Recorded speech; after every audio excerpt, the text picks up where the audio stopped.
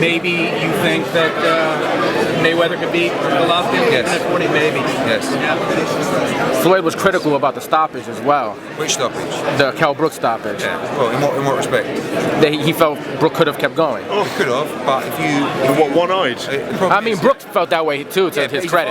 Yeah. So when you fracture your eye socket, if that crashes and crumbles, you could be blind forever. Do you know what I mean? So Brook was happy to carry on. The heat was coming for him because he couldn't see out of one eye. The problem is when you go back to the corner and you tell the corner man you've got double vision, that's not good news. And forget the eye socket, that could be all kinds of injuries. 2 lots of triple G ain't too good fun, is it? No, but even you talk about brain injuries and stuff like that. I mean, double vision and stuff like that is.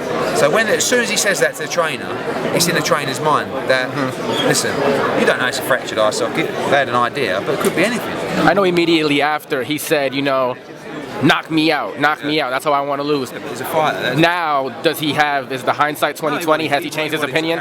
He still retains that opinion? I wish my eye didn't get damaged. I believe I could have beaten him.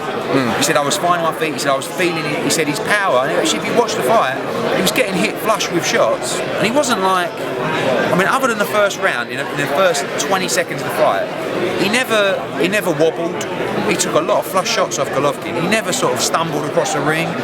And you see him at the end saying, "Come on, keep going." And when the stoppage come in, but it was the right thing for his career. He still had to have an operation. He still had to have pins put into there, and another 3 or 4 rounds. Who knows? That could have been the end of his career. So you have to look at the trainer, and while he got booed out of the arena, the trainer, you've got to be smart. Can I just ask you about? We know the history of James DeGale, etc., etc. Is this the fight that could change the perception of him in the UK because of what's to come after this if he wins? I think it might be a little bit too late in the career to start worrying about perception. And this is, if not the defining fight, definitely a defining fight for James DeGale. Well, big crossroads. Yeah, I mean, he's come through. He was, you look at the peaks and troughs of boxing over the last 8 years. When he turned pro and he was Olympic gold medalist, he was the real big name.